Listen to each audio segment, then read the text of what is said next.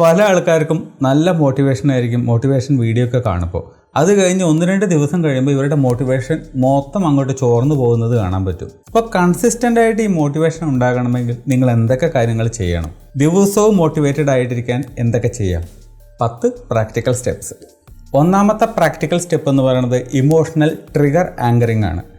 അതായത് വളരെ സിമ്പിളായിട്ട് പറയുകയാണെങ്കിൽ നിങ്ങളുടെ ജീവിതത്തിൽ നിങ്ങൾക്ക് ഇഷ്ടപ്പെടുന്ന, നിങ്ങളെ മോട്ടിവേറ്റ് ചെയ്യുന്ന എന്തെങ്കിലും ഒരു സാധനം ഉണ്ടായിരിക്കും. ഇപ്പോൾ ഒരു എക്സാമ്പിൾ പറയുകയാണെങ്കിൽ ഒരു നല്ല സോങ്, നല്ലൊരു പാട്ട്, അത് നിങ്ങളെ മോട്ടിവേറ്റ് ചെയ്യുന്നതായിരിക്കാം. അതല്ലെങ്കിൽ നല്ലൊരു സ്മെല്ല് അല്ലേ, ഒരു പെർഫ്യൂം, അതിൻ്റെ സ്മെല്ല് ഒരു പക്ഷേ നിങ്ങളെ മോട്ടിവേറ്റ് ചെയ്യുന്നുണ്ടാവും. അപ്പോൾ എന്താണോ നിങ്ങളെ മോട്ടിവേറ്റ് ചെയ്യുന്ന ആ സാധനം ഉപയോഗിക്കുക ദിവസവും നിങ്ങളത് ഉപയോഗിക്കുന്ന സമയത്ത് നിങ്ങളുടെ മോട്ടിവേഷൻ കൂടുന്നുണ്ടെങ്കിൽ നമുക്ക് പിന്നെ എന്താ പ്രശ്നം? ഒരു പാട്ട് കേൾക്കുന്നത് കൊണ്ട് എന്താ പ്രശ്നം? ഇപ്പോൾ ചില ആൾക്കാർക്ക് ക്ലാസിക്കൽ മ്യൂസിക്കൊക്കെ നന്നായിട്ട് പഠിച്ച ആൾക്കാരാണെങ്കിൽ അവർക്ക് ഈ നല്ല കടുകട്ടിയായിട്ടുള്ള കീർത്തനങ്ങൾ, സംഭവങ്ങൾ കേൾക്കുന്ന സമയത്ത് ഒരു ഉണർവ് വരും. പിന്നെയുള്ള കാര്യങ്ങളൊക്കെ ചെയ്യുമ്പോഴേക്കും ഒരു എനർജി വരുന്നത് അവർക്ക് കാണാൻ പറ്റും. സോ അതുപോലെ എന്തെങ്കിലും അങ്ങനെ ഒരു എനർജി ഉണ്ടാകാൻ ഇതുപോലുള്ള എന്തെങ്കിലും സാധനങ്ങൾ ഉണ്ടെങ്കിൽ, ഞാൻ എക്സാമ്പിൾ പറഞ്ഞതേ ഉള്ളൂ, പലർക്കും പലതായിരിക്കും, അത് ഉപയോഗിക്കുക. അങ്ങനെ നിങ്ങളുടെ മോട്ടിവേഷൻ നിലനിർത്തുക. രണ്ടാമത്തെ ഒരു പ്രാക്ടിക്കൽ സ്റ്റെപ്പ് എന്ന് പറയുന്നത് റിവേഴ്സ് അക്കൗണ്ടബിലിറ്റിയാണ്. അതായത് നിങ്ങൾ ജസ്റ്റ് ഒന്ന് ചിന്തിച്ച് നോക്കുക, നിങ്ങൾ ഇപ്പോൾ ഒരു കാര്യം ചെയ്യുന്നുണ്ട്, ആ കാര്യം നിങ്ങൾ ഇപ്പോൾ ചെയ്തില്ലെങ്കിൽ ഇതിൻ്റെ അനന്തരഫലം എന്ന് പറയുന്നത് നെഗറ്റീവായിരിക്കും, ഭയങ്കര മോശമായിരിക്കും. അങ്ങനെ ഒരു നെഗറ്റീവായിട്ടുള്ള ഒരു റിസൾട്ട്, ഒരു ഫ്യൂച്ചർ നിങ്ങൾക്ക് ഉണ്ടാകുന്നുണ്ട്. എന്തുകൊണ്ട്? നിങ്ങളുടെ അനാസ്ഥ കൊണ്ട്, നിങ്ങളുടെ ഈ പറയുന്ന പ്രോക്രാസ്റ്റിനേഷൻ കൊണ്ട്, മടി കൊണ്ട്, നിങ്ങളൊരു കാര്യം ചെയ്യാത്തത് കൊണ്ട്. സോ ഇങ്ങനെയുള്ള ഒരു നെഗറ്റീവ് ഇമ്പാക്റ്റാണ് ഭാവിയിൽ നിങ്ങൾക്ക് വരാൻ പോകുന്നത് എന്നുള്ള ബോധ്യം നിങ്ങൾക്ക് വേണ്ട പോലെ ഉണ്ടെങ്കിൽ നിങ്ങൾ ഡെഫിനറ്റായിട്ട് മോട്ടിവേറ്റഡ് ആവും. അയ്യോ അതൊന്നും നമ്മളെ കൊണ്ട് താങ്ങാൻ പറ്റില്ലല്ലോ, ഇത്രയും കഷ്ടപ്പെടുക, ഭാവിയിൽ ഞാൻ ശരിക്കും അനുഭവിക്കുമല്ലോ ഇപ്പം ഞാൻ ആ പരിപാടി ചെയ്തില്ലെങ്കിൽ. ഇപ്പം പഠിക്കുന്നവരാണെങ്കിൽ അവർക്ക് ചിന്തിക്കുക, ഞാനിപ്പോൾ വേണ്ട പോലെ പഠിച്ചില്ലെങ്കിൽ, വേണ്ട പോലെ റിവിഷൻ ചെയ്തിട്ടില്ലെങ്കിൽ ഞാൻ ഭാവിയിൽ അനുഭവിക്കും, എക്സാമിന് ഞാൻ പാളീസാകും, പിന്നെ ഞാനത് രണ്ടാമത് എഴുതിയെടുക്കുക. അതൊക്കെ അതിലും വലിയ കോമഡിയാണ്, ഭയങ്കര റിസ്ക്കുള്ള, ഭയങ്കര ടഫായിട്ടുള്ളൊരു പരിപാടിയാണ്. സോ അതിൻ്റെ ഈ നെഗറ്റീവായിട്ടുള്ള കോൺസിക്വൻസസ് എന്താണെന്നുള്ളത് നിങ്ങളൊന്ന് ഇമാജിൻ ചെയ്യുക. നിങ്ങളിപ്പോൾ അതിനകത്ത് ഫെയിലിയർ ആയിട്ടുണ്ടെങ്കിൽ, നിങ്ങൾ ഫെയിൽ ആവുകയാണെങ്കിൽ അതിൻ്റെ അനന്തരഫലം വളരെ മോശമായിരിക്കും. ഈ അനന്തരഫലത്തെക്കുറിച്ച് ഒരുപാട് ചിന്തിക്കുന്ന സമയത്ത് നിങ്ങൾ മോട്ടിവേറ്റഡ് ആവാനുള്ള ഒരു ചാൻസ് ഉണ്ട്. സോ അങ്ങനെയുള്ളൊരു തോട്ട് കൊണ്ടുവരിക. എപ്പോഴും നമ്മളെ ഈ നേരത്തെ പറഞ്ഞ പോലെ എപ്പോഴും നമ്മളെ ഈ പോസിറ്റീവായിട്ടുള്ള റിസൾട്ടിനെ കുറിച്ച് മാത്രം ചിന്തിച്ചു കൊണ്ടിരുന്ന മോട്ടിവേറ്റഡ് ആകണമെന്നില്ല. ചില ആൾക്കാർക്ക് നെഗറ്റീവായിട്ടുള്ള കോൺസിക്വൻസസ് ആണ് വരാൻ പോകുന്നത് എന്നറിയുമ്പോൾ ഒരു പക്ഷേ കൂടുതൽ മോട്ടിവേറ്റഡ് ആവും. സോ ഏതാണ് നിങ്ങൾക്ക് വർക്ക് ചെയ്യുന്നത് എന്നുള്ളത് നോക്കുക. പോസിറ്റീവ് വർക്ക് ആവുന്നില്ലെങ്കിൽ നെഗറ്റീവായിട്ടുള്ള കോൺസിക്വൻസസിനെ കുറിച്ച് ചിന്തിക്കുക. ഇതാണല്ലോ വരാൻ പോകുന്നത്. ഓഫ് കോഴ്സ് നിങ്ങൾ മോട്ടിവേറ്റഡ് ആവും. മൂന്നാമത്തെ പ്രാക്ടിക്കൽ സ്റ്റെപ്പ് എന്ന് പറയുന്നത് മൈക്രോ ഹാബിറ്റ്സ് ഫോർ കൺസിസ്റ്റൻസി. അതായത് നിങ്ങൾക്ക് ചെയ്യാനുള്ള കാര്യങ്ങൾ, നിങ്ങൾക്ക് ചെയ്യാനുള്ള പ്രവൃത്തി എന്താണെങ്കിലും, പഠനമാണെങ്കിലും ജോലിയാണെങ്കിലും ശരി, അതിനെ ചെറിയ പാർട്ടാക്കിയിട്ട് നിങ്ങൾ തിരിക്കുക. ചെറുതായിട്ട് തിരിക്കുന്ന സമയത്ത് നെക്സ്റ്റ് ഇപ്പോൾ 1 മിനിറ്റിനകത്ത് നിങ്ങൾക്ക് ചെയ്യാൻ പറ്റുന്ന ഒരു പാർട്ട് അതിനകത്തുണ്ടായിരിക്കും. ആ പാർട്ട് നിങ്ങളങ്ങ് ആദ്യം ചെയ്യുക. പലപ്പോഴും നമ്മുടെ പ്രശ്നം എന്ന് പറയുന്നത് ഒരു സ്റ്റാർട്ടിങ് ട്രബിളായിരിക്കും. അതായത് തുടങ്ങി കിട്ടിയ അങ്ങോട്ട് പൊക്കോളും. അങ്ങനെയുള്ള ചില ആൾക്കാരുണ്ട്.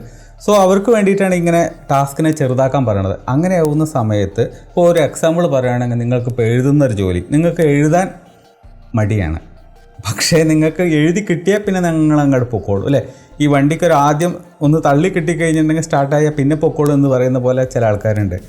അതുപോലെ ആ ഒരു ഇനീഷ്യേറ്റീവായിട്ടുള്ള ആ തുടക്കത്തിലുള്ള സ്റ്റാർട്ടിങ് കിട്ടിക്കഴിഞ്ഞാൽ പോകുന്നവരാണെങ്കിൽ ഇതുപോലെ ഫസ്റ്റ് 1 മിനിറ്റിനകത്ത് തുടങ്ങാൻ പറ്റുന്ന പരിപാടിയാണെങ്കിൽ അങ്ങ് തുടങ്ങുക. അതിനു വേണ്ടിയിട്ടാണ് നിങ്ങളുടെ അടുത്ത് പറഞ്ഞാൽ നിങ്ങളുടെ ടാസ്കിനെ കഷ്ണങ്ങളാക്കി തിരിക്കാൻ, സ്മോൾ പീസസ് ആക്കി തിരിക്കാൻ, ടൈം ബൗണ്ടഡ് ആയിട്ട്. സോ നെക്സ്റ്റ് 1 മിനിറ്റിനകത്ത് നിങ്ങളങ്ങ് തുടങ്ങുക. പിന്നെ അതങ്ങോട്ട് പൊക്കോളും. ആ ഒരു ഫ്ലോ അങ്ങോട്ട് കിട്ടിക്കഴിഞ്ഞാൽ അങ്ങോട്ട് പൊക്കോളും. നമ്മൾ പൊരിങ്ങി ഇറങ്ങിക്കഴിഞ്ഞാൽ പിന്നെ അങ്ങോട്ട് ഇറങ്ങിക്കോളും എന്ന് നമ്മൾ പറയുന്നില്ലേ. എവിടേക്കെങ്കിലും പോകണം എന്ന് നമ്മൾ ആഗ്രഹിച്ചിട്ടുണ്ടെങ്കിൽ ഒരുങ്ങി റെഡി ആയിട്ടിരിക്കുക. പിന്നെ ആലോചിക്കുമ്പോൾ എന്താ, ചെരുപ്പിട്ടാണ് ഇറങ്ങുകയേ വേണ്ടുള്ളൂ. സംഭവം പിടി കിട്ടിയോ? തുടക്കം കിട്ടിക്കഴിഞ്ഞാൽ ചില ആൾക്കാരങ്ങ് പോകും. അങ്ങനെയുള്ളവർക്ക് ഈ ഒരു ടിപ്പ്, ഈ ഒരു പ്രാക്ടിക്കൽ സ്റ്റെപ്പ് നിങ്ങൾക്ക് അപ്ലൈ ചെയ്ത് നോക്കാം. പൊളിയാണ്. നാലാമത്തെ ഒരു പ്രാക്ടിക്കൽ സ്റ്റെപ്പ് എന്ന് പറയുന്നത് ഒരു പ്രത്യേകതരം ഒരു എഫക്റ്റാണ്. ആ എഫക്റ്റ് എന്ന് പറയുന്നത് ഇപ്പോൾ നിങ്ങൾക്ക് ആലോചിച്ചറിയാൻ പറ്റും. നമ്മൾ പറയാറുണ്ട് സ്വരം നന്നാവുമ്പോൾ പാട്ട് നിർത്തുക, അതാണ് ഏറ്റവും നല്ല ഐഡിയ.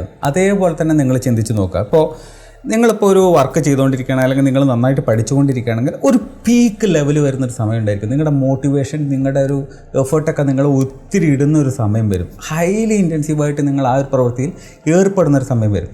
ആ ഏർപ്പെടുന്ന സമയത്ത് എന്ത് ചെയ്യുക? നിങ്ങളൊരു ഇടവേള എടുക്കുക, അല്ലെങ്കിൽ നിങ്ങൾ അവിടെ സ്റ്റോപ്പ് ചെയ്യുക. എന്തിനാണ്? ഇനിയും നിങ്ങൾക്ക് ആ ഒരു എനർജിയോട് കൂടി കുറേ നേരം ഇനിയും പോകണം. സോ നിങ്ങൾ കുറേ നേരം പഠിച്ചു, അല്ലെങ്കിൽ കുറേ നേരം നിങ്ങൾ ജോലി ചെയ്തു, നിങ്ങൾ എന്തോ ഇൻറ്റൻസീവായിട്ട്, ഇതൊക്കെ ഓഫീസ് വർക്കിനകത്ത് പ്രാക്ടിക്കൽ ആകണമെന്നില്ല, കാരണം അത് ഒരു ഡിഫറെൻറ്റ് കൾച്ചറാണ്. മുതലാളി കാണുന്ന സമയത്ത് ആ ഓഫീസ് ടൈമിനകത്ത് നമ്മൾ ചത്ത് പണിയെടുക്കുക എന്നുള്ളതാണ് അവിടുത്തെ ഒരു തിയറി. അപ്പോൾ അവിടെ വർക്കാവണമെന്നില്ല.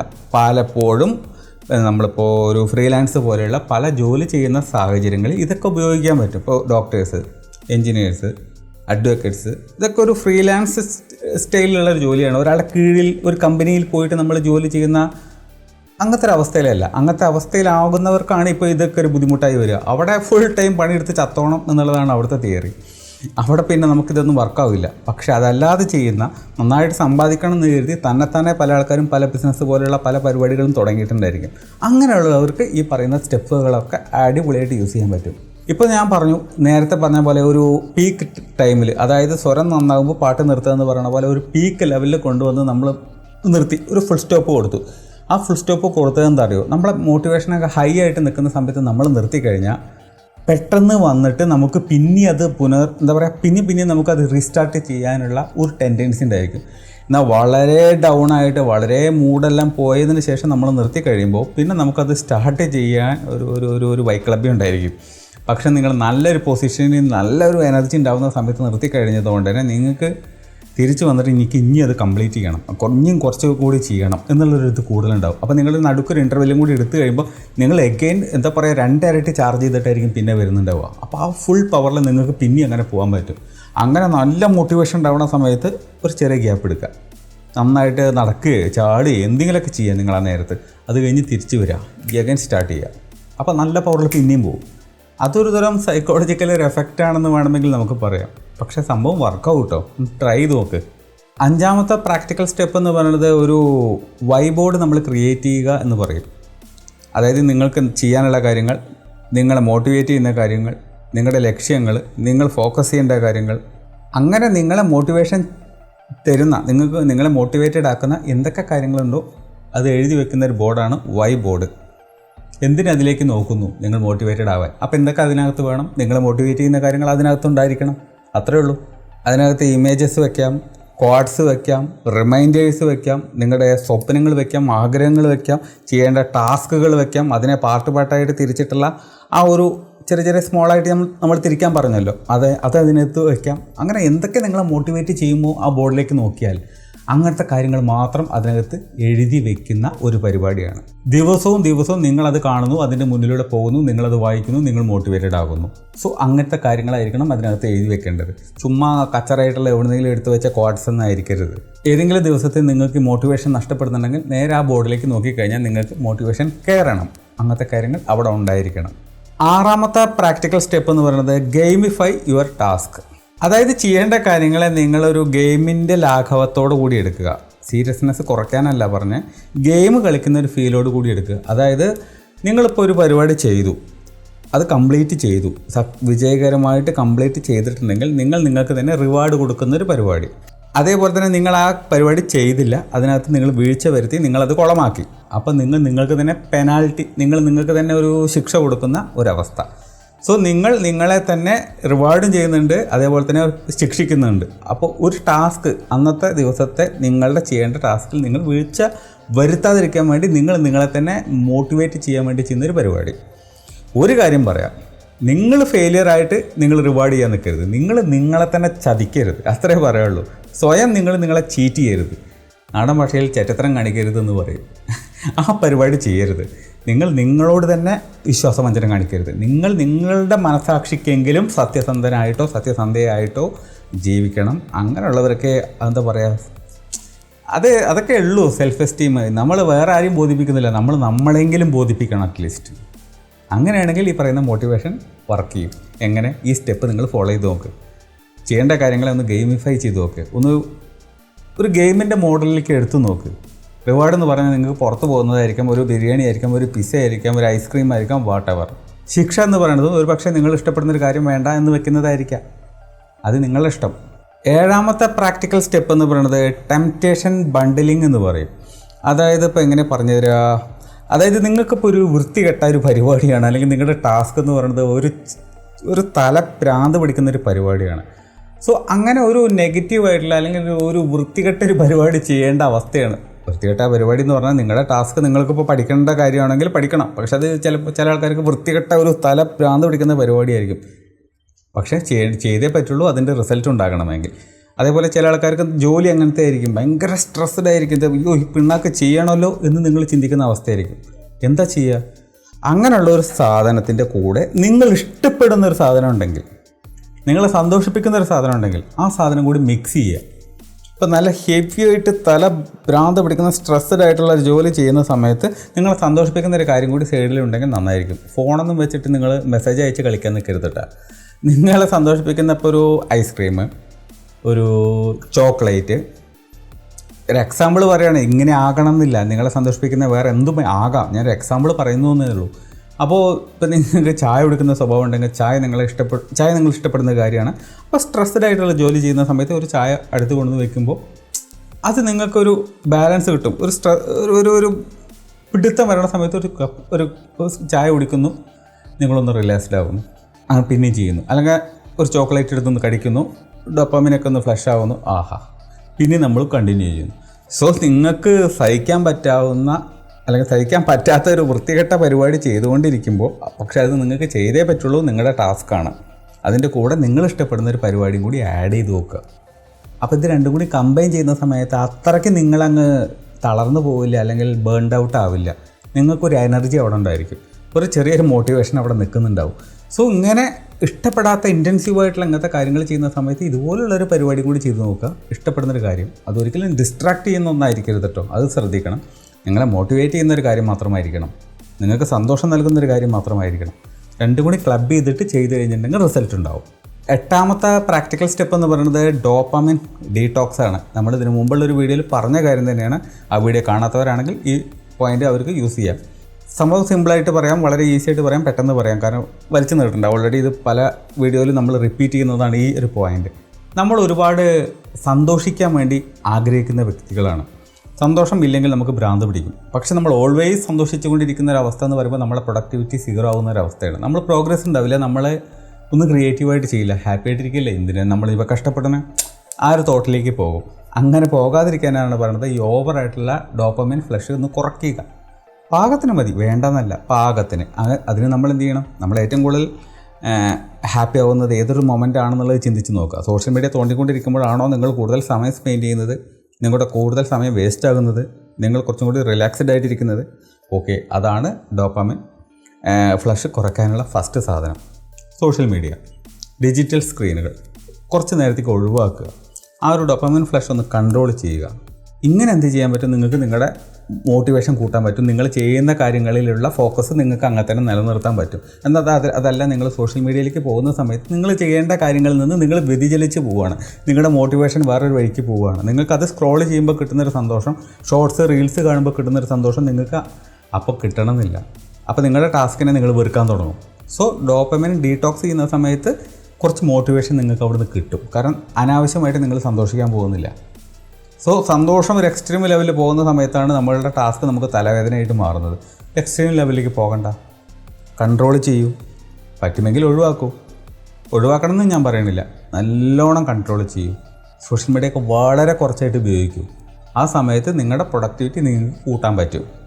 9ാമത്തെ പ്രാക്ടിക്കൽ സ്റ്റെപ്പ് എന്ന് പറയുന്നത് നമ്മൾ നേരത്തെ പറഞ്ഞ സ്റ്റെപ്പിൻ്റെ ഒരു ഓപ്പോസിറ്റാണ്. അതായത് ഇവിടെ നിങ്ങൾ ഇപ്പോൾ ഒരു നല്ല കാര്യം ചെയ്യുന്നുണ്ടെങ്കിൽ, ഒരു ടാസ്ക് ചെയ്യുന്നുണ്ടെങ്കിൽ അതിൻ്റെ റിസൾട്ടിനെ കുറിച്ച് നിങ്ങൾക്ക് ആലോചിക്കാം. വളരെ പോസിറ്റീവായിട്ടുള്ള ആ ഒരു റിസൾട്ടിനെ കുറിച്ച് നിങ്ങൾ ആലോചിക്കുമ്പോൾ അതിൽ നിന്ന് നിങ്ങൾക്ക് ഒരുപാട് മോട്ടിവേഷൻ കിട്ടും. കാരണം നിങ്ങളിപ്പോൾ ഈ പരിപാടി ചെയ്യുന്നുണ്ട്, ഈ പരിപാടിയുടെ റിസൾട്ട് ഇതാണ്, അല്ലെങ്കിൽ നിങ്ങളിപ്പോൾ ചെയ്യുന്ന പ്രൊജക്റ്റ് സക്സസ് ആയി കഴിഞ്ഞാൽ ഇത്ര ലക്ഷം രൂപ കിട്ടും, അതിൻ്റെ റിസൾട്ട് വളരെ വലുതാണ്. അത് കാണുന്ന സമയത്ത് നിങ്ങൾ ഓട്ടോമാറ്റിക്കലി മോട്ടിവേറ്റഡ് ആവും. ഇതിന് മുമ്പ് പറഞ്ഞ പോയിന്റിൽ എന്തായിരുന്നു? നെഗറ്റീവായിട്ടുള്ള റിസൾട്ടാണ് വരുന്നതെങ്കിൽ അത് നിങ്ങൾക്ക് താങ്ങാൻ പറ്റില്ല. കാരണം നിങ്ങൾ എവിടെ എത്താൻ പോകുന്നില്ല. സോ ഞാൻ എന്തെങ്കിലും ചെയ്തേ പറ്റുള്ളൂ. ആ പോയിന്റിൽ അതാണ് മോട്ടിവേറ്റഡ് ആവാൻ. ഇത് നേരെ തിരിച്ച് വളരെ പോസിറ്റീവായിട്ടുള്ള ഒരു റിസൾട്ടിനെ മുന്നിൽ കണ്ടുകൊണ്ട് ഡെയിലി നിങ്ങൾക്ക് 1 മിനിറ്റ് നിങ്ങളുടെ ആ ഒരു സ്വപ്നം, നിങ്ങളുടെ ലക്ഷ്യം, നിങ്ങൾ അച്ചീവ് ചെയ്യേണ്ട കാര്യം അച്ചീവ് ചെയ്ത് കഴിഞ്ഞാൽ നിങ്ങൾക്ക് കിട്ടാൻ പോകുന്ന സൗഭാഗ്യം, നിങ്ങൾക്ക് കിട്ടാൻ പോകുന്ന സന്തോഷം, നിങ്ങൾ റീച്ച് ചെയ്യാൻ പോകുന്ന ആ ഒരു പൊസിഷൻ എന്തോ ആയിക്കോട്ടെ, അത് നിങ്ങളുടെ ഓരോരുത്തരുടെയും ഡിഫറെൻ്റ് ആയിരിക്കും. സോ ആ ഒരു റിസൾട്ട്, വളരെ പോസിറ്റീവായിട്ടുള്ള ആ ഒരു റിസൾട്ടിനെ നിങ്ങൾക്ക് മനസ്സിൽ കണ്ടുകൊണ്ട് മോട്ടിവേഷൻ വർദ്ധിപ്പിക്കാൻ പറ്റും. സോ ഇമാജിൻ ചെയ്യുക, നിങ്ങൾ എത്തിപ്പെടുന്ന ആ ഒരു നല്ല പോസിറ്റീവായിട്ടുള്ള ഒരു മൊമെൻറ്റ്, പൊസിഷൻ എന്താണോ അതിനെ ട്രിഗർ ചെയ്യാനായിട്ട് യൂസ് ചെയ്യുക. നിങ്ങളുടെ മോട്ടിവേഷനെ അത് വെച്ച് ട്രിഗർ ചെയ്യുക. 10ാമത്തെ പ്രാക്ടിക്കൽ സ്റ്റെപ്പ് എന്ന് പറയുന്നത് ഒരു നോൺ നെഗോഷ്യബിൾ ലിസ്റ്റ് ഉണ്ടാക്കണം ഡെയിലി. നമ്മൾ ആ ഡെയിലി ഉണ്ടാക്കണമെന്നല്ല, ഡെയിലി ആവശ്യങ്ങൾക്ക് വേണ്ടി ഉണ്ടാക്കിയതിന് ശേഷം അത് കണ്ടിന്യൂ ആയിട്ട് നമ്മൾ കൺസിസ്റ്റൻ്റ് ആയിട്ട് ഫോളോ ചെയ്യുക. ഇപ്പോൾ ഒരു ഉദാഹരണത്തിന്, നിങ്ങൾ ഒരു ദിവസം ചെയ്യാതിരിക്കാൻ പറ്റാത്തൊരു സാധനമാണ് പല്ല് തേക്കുക, ഭക്ഷണം കഴിക്കുക, ടോയ്ലറ്റ് പോവുക, കുളിക്കുക. സോ അങ്ങനെ പല കാര്യങ്ങളുണ്ടായിരിക്കും. എക്സാമ്പിൾ പറഞ്ഞു എന്നുള്ളൂ, ഇത് ആകണമെന്നില്ല. അപ്പോൾ പല ആൾക്കാർക്കും പലതും ആയിരിക്കും. ചില ആൾക്കാർക്ക് ഓഫീസിൽ പോവുക എന്നുള്ളതായിരിക്കും, ചില ആൾക്കാർക്ക് ജിമ്മിൽ പോവുക എന്നുള്ളതായിരിക്കും, അങ്ങനെ പലതായിരിക്കാം. ചില ആൾക്കാർക്ക് ഡയറി എഴുതുക എന്നുള്ളതായിരിക്കാം, എന്തോ ആയിക്കോട്ടെ. സോ ആ പറയുന്ന നെഗോഷ്യബിൾ അല്ലാത്ത, നിങ്ങൾക്ക് ചെയ്തേ പറ്റൂ ഡെയിലി എന്ന് പറയുന്നൊരു കാര്യമുണ്ടെങ്കിൽ അങ്ങനെയുള്ള കുറച്ച് കാര്യങ്ങളുടെ ലിസ്റ്റ് എഴുതിയതിന് ശേഷം ആ ലിസ്റ്റിൽ ഒന്ന് പോലും വിടാതെ ഡെയിലി നിങ്ങൾ ഫോളോ ചെയ്യുക. ഒരെണ്ണം പോലും മിസ്സാക്കരുത്. ഫുൾ ഡെയിലി നിങ്ങൾ ഫോളോ ചെയ്യുന്ന സമയത്ത് നിങ്ങൾക്കൊരു മൊമെൻറ്റം, ഡെയിലി ഞാൻ ആ സാധനം ചെയ്യുന്നു എന്ന് പറയുന്നൊരു സംഭവം അവിടെ ക്രിയേറ്റ് ആവുന്നുണ്ട്. ഡെയിലി ഇത് ചെയ്യുന്നതിൻ്റെ ഒരു എഫക്റ്റ് അവിടെ ക്രിയേറ്റ് ആവും. ഞാനിത് ഡെയിലി ചെയ്യുന്നുണ്ട്, കൃത്യമായിട്ട് ചെയ്യുന്നുണ്ട്. ഇപ്പം പല്ല് തേക്കുന്നൊരു കാര്യം, പല ആൾക്കാരും നമ്മൾ ചോദിക്കും, പല്ലൊക്കെ തേക്കാത്ത ആൾക്കാരുണ്ടോ? നിങ്ങൾ എന്ത് തേങ്ങയെ പറയണം?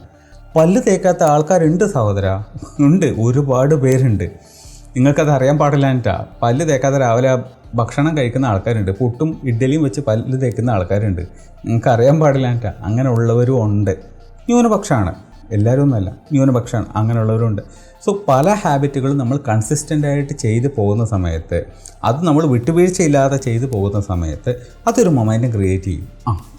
അപ്പോൾ ഇതുപോലെ പല കാര്യങ്ങളും എനിക്കിതുപോലെ ചെയ്തെടുക്കാൻ പറ്റും. സോ ശീലമില്ലെങ്കിൽ അങ്ങനെയുള്ള ലിസ്റ്റ് ക്രിയേറ്റ് ചെയ്ത് കൃത്യമായിട്ട് ഡെയിലി കൺസിസ്റ്റൻ്റ് ആയിട്ട് നിങ്ങളത് ചെയ്തു പോവുക. ആ ചെയ്തു പോകുന്നതിൻ്റെ ഒരു സ്പീഡ്, ഒരു പേസ്, ആ സംഗതി നിങ്ങൾക്ക് പുതിയൊരു കാര്യം ട്രൈ ചെയ്യാനും അത് കൺസിസ്റ്റൻ്റ് ആയിട്ട് ചെയ്തു പോകാനും നിങ്ങളെ പ്രേരിപ്പിക്കും. കാരണം നിങ്ങൾ ഓൾറെഡി പല ഇതുപോലത്തെ ചെറിയ നോൺ നെഗോഷ്യബിൾ ആയിട്ടുള്ള കാര്യങ്ങളിൽ നിങ്ങൾ ട്രെയിൻഡാണ്. സോ അങ്ങനെ നിങ്ങൾ ഡെയിലി മുറിയാതെ കൃത്യമായിട്ട് ഫോളോ ചെയ്യുന്ന പല ചെറിയ ടാസ്കുകൾ, അത് ഈസി ആയിരിക്കണം. അങ്ങനത്തെ ഈസി ടാസ്കുകൾ ചെയ്ത് അതിലേക്ക് നിങ്ങളുടെ പ്രൊഫഷണലായിട്ടുള്ള നിങ്ങളുടെ ജീവിതത്തിൻ്റെ ലക്ഷ്യങ്ങളൊക്കെ ആഡ് ചെയ്ത് തുടങ്ങുക. അപ്പോൾ അത് കുറച്ച് വലിയ സാധനങ്ങളായിരിക്കും, ചെറിയ ഈസി ടാസ്ക് ആയിരിക്കില്ല, വലിയ ടാസ്ക്. പക്ഷേ ഈസി ടാസ്കിൽ നിങ്ങൾ ട്രെയിൻഡ് ആയി കഴിഞ്ഞാൽ വലിയ ബിഗ് ടാസ്കുകൾ വരുമ്പോൾ ഈസി ആയിട്ട് നിങ്ങൾക്കത് മാനേജ് ചെയ്യാൻ പറ്റും. കാരണം നിങ്ങൾ ട്രെയിൻ ചെയ്ത് പോയിക്കൊണ്ടിരിക്കുകയാണ്, നിങ്ങളെ തന്നെ ട്രെയിൻ ചെയ്യിക്കുകയാണ്, അങ്ങനെ നിങ്ങൾ പരിശീലിക്കപ്പെട്ട് കഴിഞ്ഞിരിക്കുകയാണ്. സോ ഈ ഒരു 10 കാര്യങ്ങൾ നിങ്ങളൊന്ന് ഫോളോ ചെയ്യുകയാണെങ്കിൽ നിങ്ങൾക്ക് നിങ്ങളുടെ മോട്ടിവേഷൻ അതേപോലെ നിങ്ങൾക്ക് നിലനിർത്താൻ പറ്റും എല്ലാ ദിവസവും.